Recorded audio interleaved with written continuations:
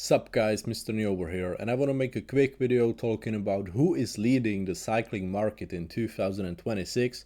First, we will start with a little bit of history. The entire 20th century was dominated by Campagnolo. Everybody was copying what Campagnolo was doing, but Campag became a little bit lazy and they didn't manage the change from road bikes to regular bikes like trekking bikes, mountain bikes. That's where Shimano really was shining, and they started to eat up more and more of the market.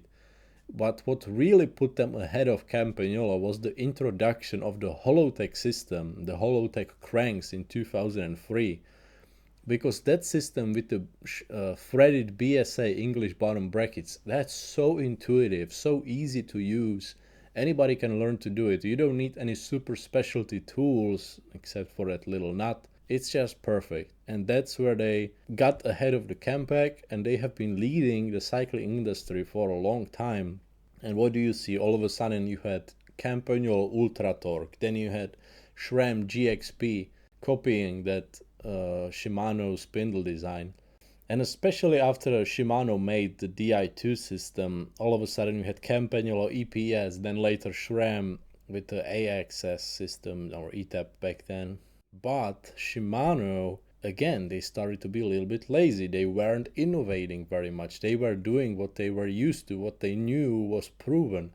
And even though the Shimano stuff works really well, they have amazing disc brakes. They have the electronic shifting from Shimano is the fastest by far.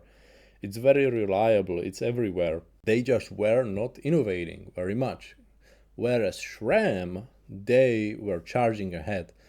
They came out with a wireless system already 11 years ago, just completely ahead of the game. And what really put them ahead was the change from rim brakes to disc brakes. That's where SRAM managed that the best. And I wouldn't say that it's because the technology was that much better. It's just that they had better marketing and they worked better with the bicycle manufacturers. So like, you can think about it as the Campag has been declining ever since the year 2000, and right now they're at an all-time low basically.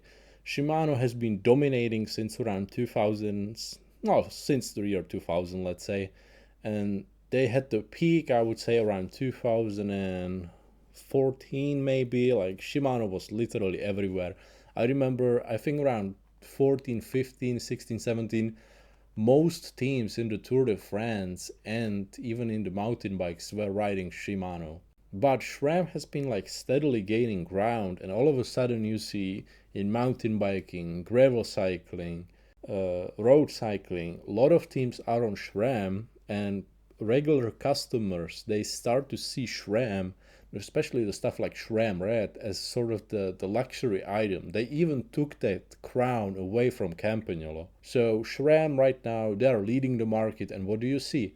Shimano is copying SRAM. They are going wireless. They are switching to wider range cassettes. They are even copying the UDH design. So SRAM, they took the reins of the cycling industry, and you see, they came out with the UDH. All of a sudden, all the bicycle manufacturers, they adapted. They are making UDH compatible frames. So is there going to be a comeback for Campagnolo? Unfortunately, I don't see it. But there will definitely be a strong push from Shimano to get back to the #1 spot, and it's going to be really interesting what those two giants battling it out will came up with. Hard to say what will it be.